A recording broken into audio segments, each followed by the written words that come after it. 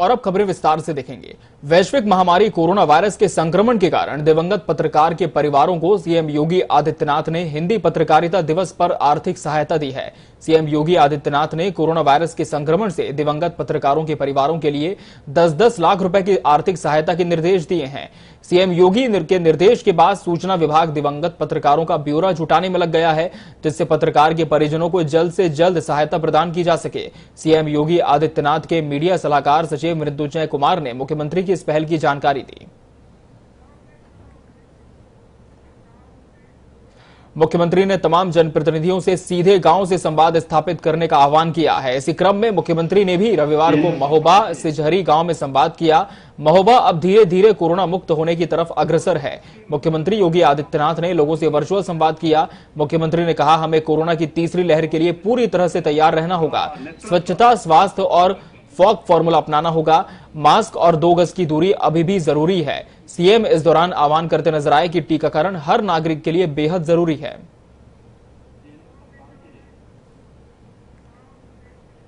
उत्तर प्रदेश में 2 महीने के बाद रविवार को कोविड के 2000 से कम नए मामले सामने आए। बीते 24 घंटे के दौरान प्रदेश में कोरोना संक्रमण की कुल जांच के लिए 3,40,096 नमूनों की टेस्टिंग की गई, जिनमें से 1,908 में संक्रमण की पुष्टि हुई। उत्तर प्रदेश में कोरोना संक्रमण दर लगातार कम होने और रिकवरी रेट बढ़ने का ही नतीजा है कि बीते 24 घंटे के दौरान कोरोना के जहां 1,908 नए मामले पाए गए, वहीं इसके लगभग 3.5 गुना यानी कि 6,713 मरीज कोविड को मात देने में कामयाब हुए। इस तरह प्रदेश में अब तक 16,28,456 लोग कोविड से ठीक हो चुके हैं। तो वहीं बीते 24 घंटे के दौरान प्रदेश में कोविड से 140 मरीजों की मौत भी हुई है।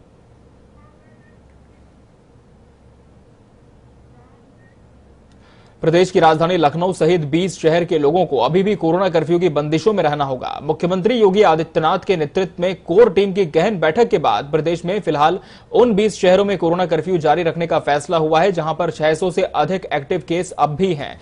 इसके साथ ही 55 जिलों में भी नाइट कर्फ्यू और वीकेंड लॉकडाउन की शर्त के साथ 5 दिन सुबह 7 से शाम के 7 बजे तक बाजार खोलने की छूट है। सेकेंड स्ट्रेन के अनलॉक गाइडलाइन में कहा गया है कि कोरोना वायरस संक्रमण के अभियान से जुड़े फ्रंटलाइन सरकारी विभागों में पूर्ण उपस्थिति रहेगी और शेष सरकारी कार्यालय अधिकतम 50% उपस्थिति के साथ खुलेंगे और उसमें 50% कमी ही रहेंगे। सब्जी मंडी पूर्व की भांति खुली रहेंगी। प्रत्येक सब्जी मंडी स्थल में कोविड की स्थापना की अनिवार्यता होगी। स्कूल, कॉलेज और शिक्षण संस्थान शिक्षण कार्य के लिए बंद रहेंगे। सरकार की गाइडलाइन में रेस्टोरेंट होम डिलीवरी की अनुमति पाते हैं, जबकि कोचिंग संस्थान, cinema, gym, swimming pool, club और शॉपिंग मॉल पूरी तरह से बंद रहेंगे। भारत के प्रधानमंत्री नरेंद्र मोदी के कार्यकाल के 7 साल पूरे होने पर भाजपा इसे सेवा दिवस के तौर पर मना रही है। लखनऊ की मेयर संयुक्ता भाटिया ने भाजपा के सेवा ही संगठन अभियान के तहत लोगों को मास्क, सैनिटाइजर बांटे।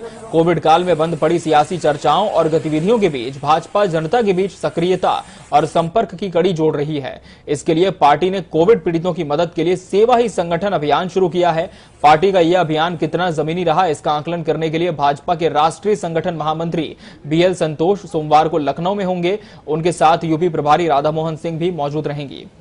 तो 6 तस्वीरें इस वक्त आप स्क्रीन पर देख पा रहे हैं। कुशीनगर, लखनऊ, कानपुर, बदायूं, हरदोई और बाराबंकी से तस्वीरें सामने आई है, जहां मोदी सरकार के 7 साल पूरे होने पर भाजपा ने इसे सेवा ही संगठन दिवस के रूप में मनाया। खबर उन्नाव से है, जहां सफीपुर के CHC अस्पताल का राज्य मंत्री मोहसिन रजा ने औचक निरीक्षण किया। इस दौरान उनके साथ जिलाधिकारी रविंद्र कुमार भी मौजूद रहे। राज्य मंत्री ने CHC अस्पताल में इमरजेंसी सुविधाओं का जायजा लेने के अलावा स्वास्थ्य सुविधाओं में उपयोग आने वाली समस्त मशीनों को उपलब्ध कराने के निर्देश दिए। इसके बाद राज्य मंत्री मोहसिन रजा ने बांगरमऊ में मृतकों के परिजनों से मुलाकात करने उनके घर भी पहुंचे। इस दौरान उन्होंने मृतकों के परिजनों की हर संभव मदद का आश्वासन दिया। आपको बता दें कि मुख्यमंत्री योगी आदित्यनाथ की अपील के बाद उन्नाव के सफीपुर के CHC हॉस्पिटल को राज्य मंत्री मोहसिन रजा ने गोद लेने की घोषणा की थी।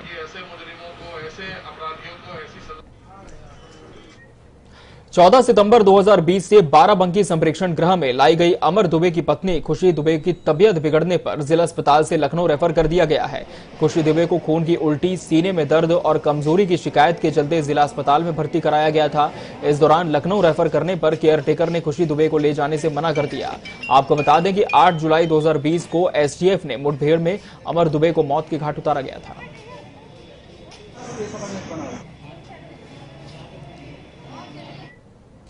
देख तेरे संसार की हालत क्या हो गई भगवान, कितना बदल गया इंसान। किसी फिल्म का ये गाना आज के परिवेश में अपनी कसौटी पर खरा उतरता नजर आ रहा है। मामला जिला चिकित्सालय महोबा का है, जहां बीते दिन थाना खरीला क्षेत्र के स्वामीदास मोहाल निवासी बीमारी से जूझ रहे 48 वर्षीय रामकरण पुत्र मुन्नीलाल को उनके पुत्र दीपक ने अचेत अवस्था में इलाज के लिए अस्पताल में भर्ती किया था, जहां डॉक्टर ने चिकित्सकीय परीक्षण करते हुए उसे मृत घोषित कर दिया। प्रशासन ने मृतक के शव को मुर्दा घर में रखवाकर मामले की सूचना पुलिस को भेजी थी। उनके शव को उसके कलयुगी पुत्र ने लेने से साफ मना कर दिया। साथ ही उसने पुलिस को मृतक का अंतिम संस्कार करने की भी नसीहत दे डाली। पुलिस ने जब पुत्र को समझाया तो पुत्र ने अपना फर्ज निभाने के लिए कचरा गाड़ी लेकर पहुंचा और पिता के शव को कचरा गाड़ी में डालकर पीएम हाउस और पीएम हाउस के बाद गांव ले गया। उत्तर प्रदेश सरकार में वित्त एवं चिकित्सा शिक्षा मंत्री सुरेश खन्ना ने सदर विधानसभा क्षेत्र के टिकरी गांव में एक नवनिर्मित प्राथमिक स्वास्थ्य केंद्र का लोकार्पण किया। इस दौरान कैबिनेट मंत्री ने कहा कि आज हमारे पास करीब 15,000 मैट्रिक टन ऑक्सीजन उपलब्ध है, लेकिन इसकी जरूरत सिर्फ 7,000 मैट्रिक टन रह गई है, जिस कारण हमने इंडस्ट्रियों पर लगी रोक को हटाते हुए उन्हें प्रयोग की परमिशन दे दी है। इसके पहले मंत्री सुरेश खन्ना ने आईटीसी के माध्यम से प्राप्त कंसंट्रेटर भी जनपद के स्वास्थ्य केंद्र को सुपुर्द किया था।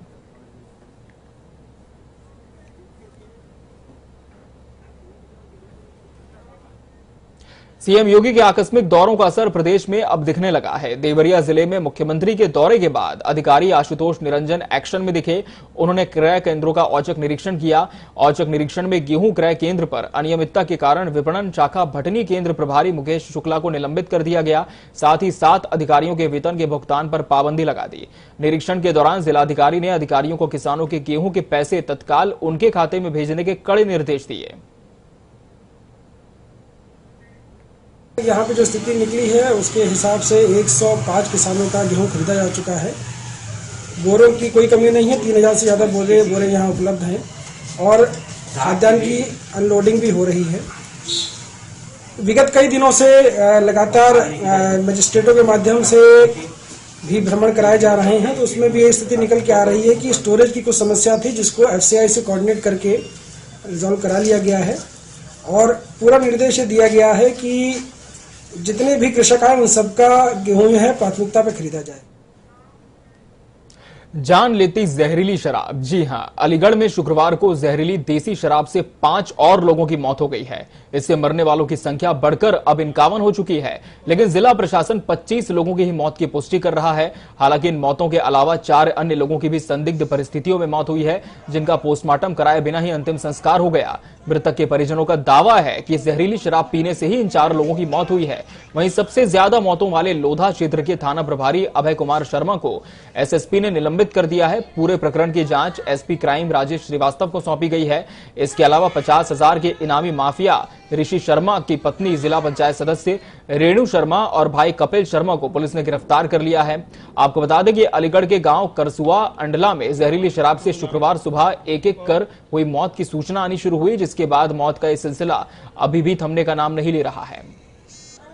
आबकारी के जो अधिकारी थे, जिला आबकारी अधिकारी, उस क्षेत्र के आबकारी निरीक्षक, आबकारी के सिपाही, उनको तत्काल उसी दिन निलंबित कर दिया गया। क्षेत्र के थाना अध्यक्षों को निलंबित किया गया और मजिस्ट्रेटियल जांच बैठाई गई है। जो भी उसमें दोषी होंगे उनके विरुद्ध कड़ी कार्रवाई की। अलीगढ़ में हुई जहरीली शराब कांड के बाद प्रदेश के कई जिलों में पुलिस लगातार शराब के ठिकानों पर छापेमारी कर रही है। इसी क्रम में वाराणसी में अवैध शराब को लेकर विशेष अभियान चलाया जा रहा है। आज एसीपी कैंट अभिमन्यु मांगलिक के द्वारा शराब की दुकानों पर औचक निरीक्षण कर स्टॉक और प्रपत्र की जांच की गई। इस दौरान एसीपी अभिमन्यु मांगलिक ने बताया कि जिले के कई हिस्सों में शराब की दुकानों पर सघन चेकिंग अभियान चलाया जा रहा है। इसके साथ ही शराब के ठेकों पर स्टॉक का मिलान और बारकोड भी स्कैन किया जा रहा है। साथ ही देखा जा रहा है कि किसी शराब की दुकान पर अवैध शराब तो नहीं बिक रही।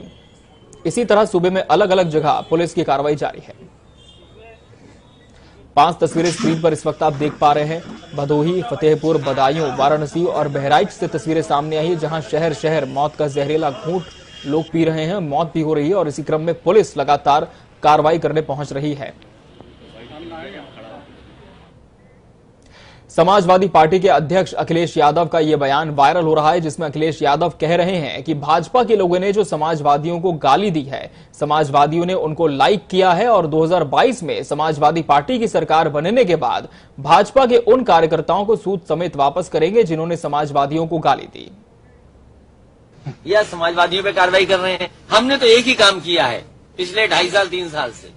जिन जिन भारतीय जनता पार्टी के लोगों ने हमें गाली गलौज या झूठ बोला है या भद्दी भाषा का इस्तेमाल किया, हमने सबको लाइक किया है और सबकी सूची बनाई है। जो काम ये आज कर रहे हैं, सरकार बनने के बाद समाजवादी लोग भी उसी तरीके से उनको इंटरेस्ट के साथ वापस करें। उत्तर प्रदेश के लखीमपुर खीरी नगर पालिका चुनाव में बसपा के उम्मीदवार रहे मोहन वाजपेयी पर एक युवक ने बंधक बनाकर पीटने का आरोप लगाया। पुलिस ने उसका मेडिकल तो करा लिया, लेकिन मुकदमा नहीं लिखा। इस सूचना पर भाजपा के सदर विधायक योगेश वर्मा कोतवाली पहुंच गए और मुकदमे में देरी पर पुलिस वालों को खूब खरी खोटी सुनाई। कोतवाली में विधायक के हंगामे की सूचना पर आसपास के चौकियों का फोर्स भी पहुंच गया। सीओ अरविंद वर्मा ने जब विधायक को समझाने की कोशिश की तो वो और भड़क गए, साथ ही कोतवाली में धरने की चेतावनी दे दी, जिसके बाद पुलिस ने मोहन समेत 3 के खिलाफ मुकदमा दर्ज किया है।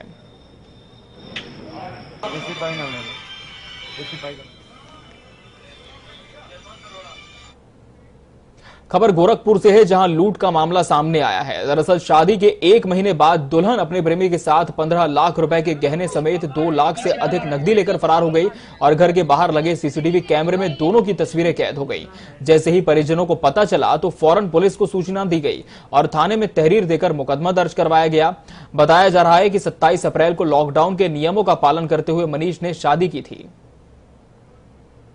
मामला ये है कि 27 अप्रैल को मेरी शादी हुई थी और उसके बाद मैं अपने बीवी को लाए थे। खुशी से शादी ब्याह सब किए हैं और उसके बाद एक आध महीने से ऊपर एक आध महीने के अंदर हम रखे और उसके बाद हमको शक हुआ।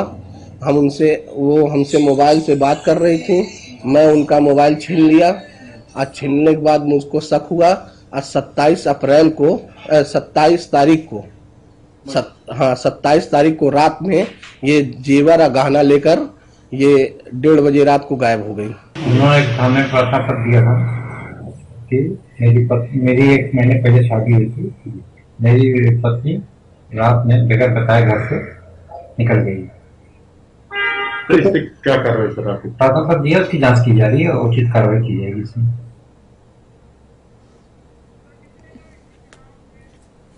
कोरोना के इस दौर में अभी तक आपने शमशान घाट पर जलती हुई सैकड़ों चिताएं देखी होंगी, गंगा के घाटों पर दफनाए गए शवों की तस्वीरें देखी होंगी या फिर गंगा में बहती हुई लाशें देखी होंगी। लेकिन इस बार एक तस्वीर इससे भी भयावह सामने आई है। इस तस्वीर में 2 युवक कोरोना पॉजिटिव का शव पुल से नदी में फेंकते हुए नजर आ रहे हैं। आप साफ तौर पर देख सकते हैं कि किस तरह आज लोगों के अंदर से इंसानियत और भावनाएं गायब हो रही हैं। ये तस्वीर आपको विचलित भी कर सकती है और उत्तर प्रदेश के बलरामपुर जिले से तस्वीर निकलकर सामने आई है, जहां से मानवता को शर्मसार कर देने वाला वीडियो वायरल हो रहा है। ऐसे में सवाल ये उठता है कि जब प्रदेश भर में नदियों में लाशें मिल रही हैं, प्रशासन कोरोना पर तैयारियों को लेकर लाख दावे करता है, लेकिन ये तस्वीर सारी पोल खोल रही है। वहीं जब सोशल मीडिया पर यह वीडियो वायरल हुआ तो आनन फानन में प्रशासन ने जांच कराई। सीएमओ डॉक्टर विजय बहादुर सिंह ने बताया कि शोहरतगढ़ निवासी प्रेमनाथ मिश्रा को अस्पताल में कोरोना के चलते भर्ती किया गया था, जिनकी मौत 28 मई को हो गई थी। उसके बाद उनको कोविड प्रोटोकॉल के तहत शव को उनके परिजनों को सौंप दिया गया था। चलो आगे चलो, देख तो रहे। देश में कोरोना वायरस से बचने के लिए लॉकडाउन लगाया गया है। रोजाना नई पाबंदियों के लागू होने और पुरानी को रद्द करने के आदेश दिए जाते हैं, लेकिन कुछ तस्वीरें ऐसी भी हैं जो होती तो हैं सामने ही, लेकिन हर कोई अनदेखा कर देता है। क्या है वो तस्वीरें, देखिए इस रिपोर्ट में।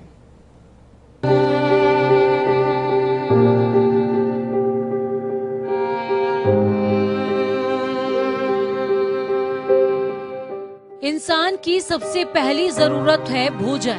इस दुनिया में जहाँ भी जिस शक्ल में भी इंसान नजर आता है, उसका पहला इंतजाम होता है रोटी। रोटी से बड़ा इंतजाम किसी भी चीज का नहीं है। प्रेम का भी नहीं, रिश्ते का भी नहीं, अपनों बेगानों का भी नहीं, यहाँ तक कि नफरत का भी नहीं। प्रदेश को कोरोना वायरस से बचाने के लिए लॉकडाउन और कर्फ्यू लगाया गया, जिसका पालन कराने के लिए हर चौराहे पर पुलिस मौजूद है। सारे कारोबार बंद हैं, दुकानें बंद हैं। तो वहीं गाजियाबाद के विजयनगर क्षेत्र से एक वीडियो ऐसा सामने आया जो आपके अंदर की इंसानियत को झकझोर देगा।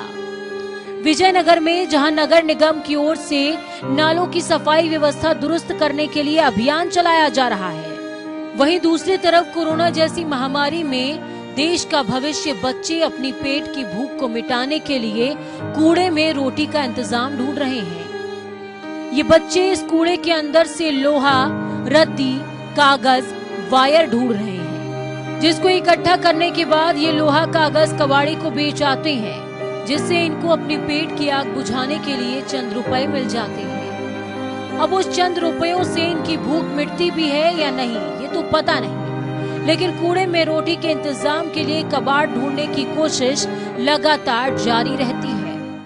बीन रहे थे। क्या बीन रहे थे? कबाड़। क्यों बीन रहे थे? खाने के लिए। क्यों, घर में कुछ है नहीं खाने के लिए?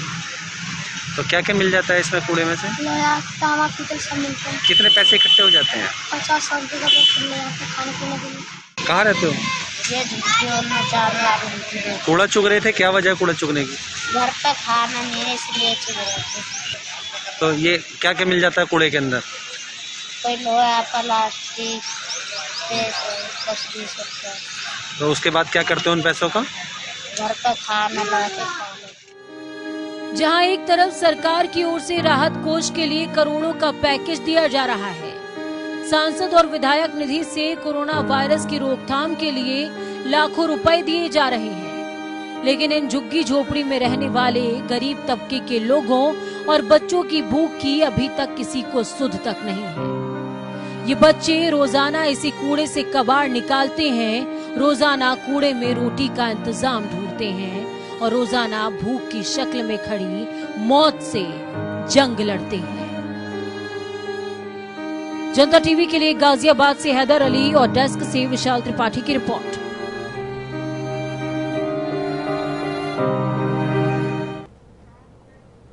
फतेहपुर की बात करेंगे, जहां गौशाला से गौवंश लापता होने का सनसनीखेज मामला सामने आया है। आपको बता दें कि 2 मई को ललौली थाने के बहुआ कस्बे से जिला पंचायत के कांजी हाउस से 38 मवेशी लापता हो गए थे। करीब 28 दिनों तक इसकी किसी ने भी सुध नहीं ली। मामला मीडिया में सामने आने के बाद हड़कंप मच गया, जिसके बाद प्रशासन ने तेजी दिखाते हुए गौवंश के लापता होने का मुकदमा ललौली थाने में दर्ज कराया है। आपको यह भी बता दें कि कांजी हाउस की देखरेख के लिए 2 कर्मचारी तैनात किए गए थे। ऐसे में मवेशियों के लापता होने से कई सवाल खड़े हो रहे हैं, जिसका जवाब देने वाला अब कोई नहीं है। उत्तर प्रदेश में जहरीली शराब से अब तक 400 लोगों की मौत हुई है।